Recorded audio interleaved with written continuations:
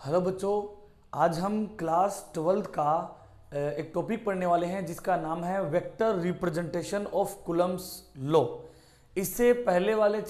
Session वाले या पहले वाले पार्ट के अंदर बच्चों हमने कूलम्ब लॉ के बारे में पढ़ा था कि दो स्टैटिक चार्ज के बीच में किस टाइप से कूलम्ब का जो लॉ है वो लगता है। कहने का मतलब अगर आपके पास में दो स्टैटिक चार्ज हैं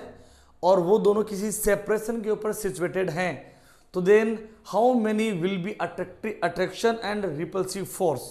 वो हमने फाइंड किया था पहले, इससे लास्ट वाले लेक्चर के अंदर हमने वो पढ़ा है।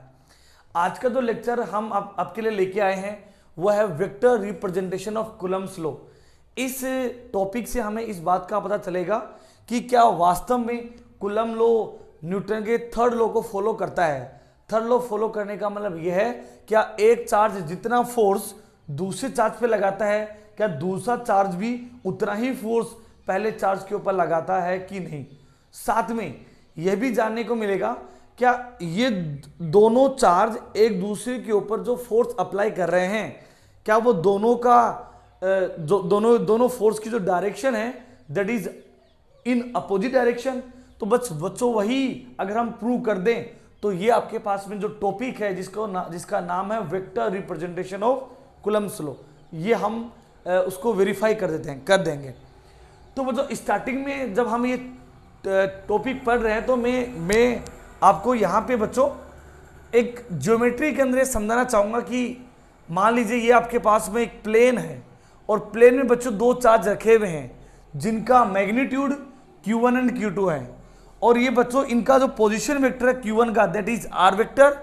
R1 वेक्टर, और आपके पास जो Q2 चार्ज है इसका पोजीशन बच्चों है आपके पास में R2 वेक्टर। जब ये इस टाइप से एक प्लेन के अंदर रखे हुए हैं तो बच्चों इन दोनों चार्ज के बीच का जो सेपरेशन है वो आपके पास बनेगा R21 वेक्टर का मॉडुलस, या आप कह सकते हैं R12 वेक्टर का मॉडुलस। कहने का मतलब इससे इसकी दूरी है, इससे इसकी दूरी, दोनों में ही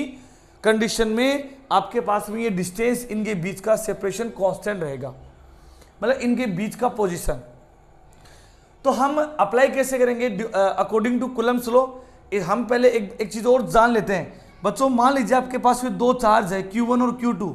और अगर इन दोनों का प्रोडक्ट अगर 0 से ग्रेटर देन है, कहने का मतलब अगर दोनों बच्चों सेम नेचर के हैं, ठीक है, तो बच्चों ये दोनों charge Q1 and Q2 will feel a repulsive force, otherwise both charges will feel a attractive force just like this. कैसे समझ सकते हैं बच्चों? मान लीजिए आपके पास बच्चों दो फोर्स है Q1 एंड Q2 और इन दोनों का प्रोडक्ट, ठीक है, इनके मैग्नीट्यूड का प्रोडक्ट बच्चों 0 से लेस देन है। कहने का मतलब इनमें से कोई एक चार्ज नेगेटिव चार्ज है, यानी कि बच्चों आप ऐसे भी कह सकते हैं कि बच्चों इन दोनों चार्जेज में एक चार्ज अपोजिट नेचर का है तो दोनों फोर्स के बीच में बच्चों यहाँ अट्रैक्टिव या अट्रैक्शन फोर्स लगेगा, जबकि यहाँ लगेगा रिपल्सिव फोर्स। हम ये किस टाइप से यहाँ पे वेक्टर फॉर्म में रिप्रेजेंट करेंगे यही इंपॉर्टेंट है बच्चों। हम ये निकाल रहे हैं F12 वेक्टर, इसका मतलब यह है कि force on charge Q1 due to charge Q2, मतलब ये आपके पास में F वेक्टर 12 का मतलब है चार्ज एक के ऊपर फोर्स ड्यू टू चार्ज दूसरे की वजह से। तो ये हो गया आपके पास में F12 वेक्टर। और कूलम्ब साहब ने क्या बताया था, दो चार्ज के बीच का जो फोर्स होगा, दो चार्ज में कितना फोर्स लगेगा, वो दोनों चार्ज के मैग्नीट्यूड और उनके बीच के सेपरेशन के स्क्वायर के प्रोपोर्शन होगा। तो वो हमने कूलम्ब उसी स्टेटमेंट से हमने कांस्टेंट के साथ में ये वैल्यू पुट कर रहे हैं कि F12 vector is equal to K Q1 Q2 upon R12 modulus का स्क्वायर और आपके पास में R12 केप का मतलब है कि इस Q1 के ऊपर चार्ज,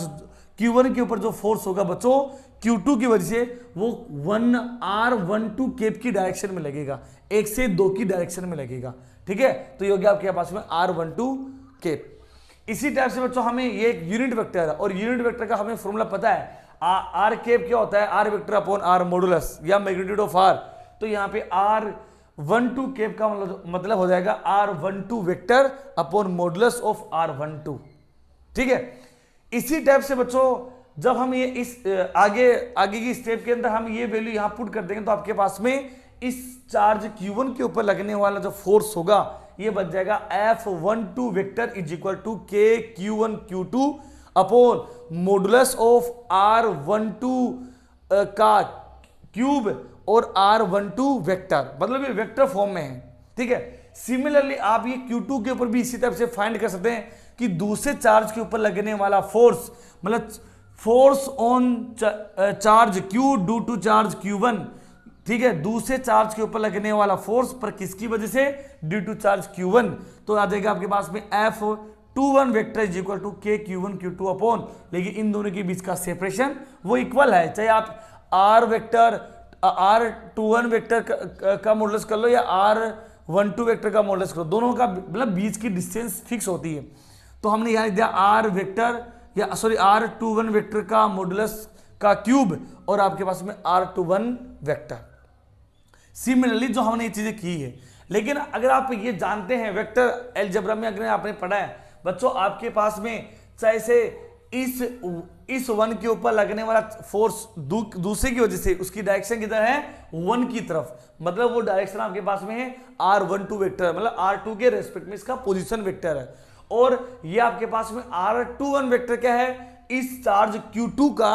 Q1 के रेस्पेक्ट में पोजीशन वेक्टर। दोनों बच्चों एक दूसरे के अपोजिट होंगे, मैग्नीट्यूड में सेम होंगे, मतलब चाहे से इससे इस चार्ज Q1 से Q2 के बीच की डिस्टेंस बोल दो, चाहे चार्ज Q2 से Q1 की डिस्टेंस बोल दो, दोनों ही सेंस में इनके बीच की डिस्टेंस सेम है। लेकिन कहने की अगर आप यहां से यहां देखें तो ये डिस्टेंस इधर, डायरेक्शन इधर, और यहां से यहां देखें तो इसकी डायरेक्शन इधर, बस वो चीज यहां पे दिखाई गई है। साथ में बच्चों और इनका जो मॉडुलस होगा वो भी सेम होगा, क्योंकि डिस्टेंस कभी भी नेगेटिव नहीं होती है। सो हमने यही वाली वैल्यू यहाँ पुट कर दी है। अब यही वैल्यू बच्चों हम यहाँ पुट करते हैं, बच्चों हम R21 वेक्टर की जगह क्या लिख सकते हैं, माइनस R12 वेक्टर, माइनस हम इस माइनस को साइन को लेके आए तो हम R2 वेक्टर की जगह लिख सकते हैं माइनस के R12 वेक्टर। और यहाँ जो डिस्टेंस है R21 वेक्टर का मॉडुलस, तो आपको पता है R21 वेक्टर का मॉडुलस R12 वेक्टर के मॉडुलस के इक्वल ही है, तो हमने वो वैल्यू यहाँ पुट कर दी। ये माइनस का साइन यहाँ गया तो आपके पास बन गया KQ1 Q2 upon R12 vector के मॉडुलस का क्यूब इनटू R12 वेक्टर। आप एक चीज देखेंगे कि बच्चों ये वाला जो पोर्शन है इतना था, ये बच्चों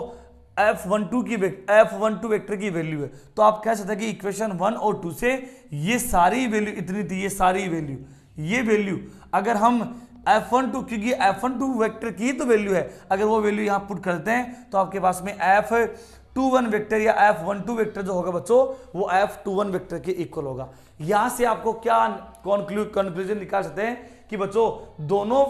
चार्ज के ऊपर लगने वाले जो फोर्स हैं वो बच्चों इक्वल तो हैं, पर यहाँ कैसा है, नेगेटिव। नेगेटिव का मतलब वेक्टर फॉर्म के अंदर आप देखोगे नेगेटिव साइन हमें अपोजिट डायरेक्शन को रिप्रेजेंट करता है। So that's why you can say that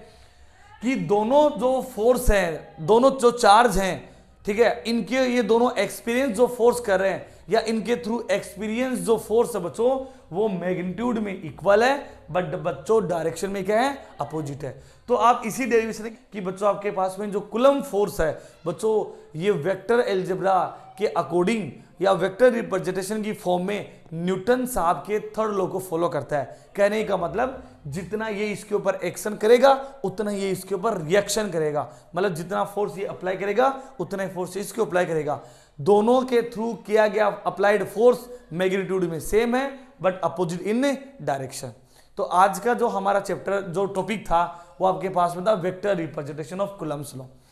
आगे के जो आपके पास में टॉपिक आएंगे उसके अंदर हम पढ़ेंगे कि बहुत सारे मल्टीपल चार्जेस की वजह से किसी पॉइंट के ऊपर या किसी चार्ज के ऊपर फोर्स क्या होगा, फिर हम इलेक्ट्रिक फील्ड पढ़ेंगे, इलेक्ट्रिक फील्ड लाइंस पढ़ेंगे, फिर आगे आगे डायपोल की वजह से इलेक्ट्रिक फील्ड सब पढ़ने वाले हैं। अगर आपको इस टॉपिक से रिलेटेड कोई क्वेरी है तो आप कमेंट सेक्शन में अपना क्वेश्चन कमेंट में डालना ताकि हम उसको रेस्पॉन्ड करें, और इसी टाइप से आप हमारे चैनल पे बने रहिए, ठीक है। और अगर आपने चैनल बच्चों सब्सक्राइब नहीं किया तो please like and subscribe, and अगर आपको वीडियो अच्छा लगा तो प्लीज़ शेयर करना है। Thank you.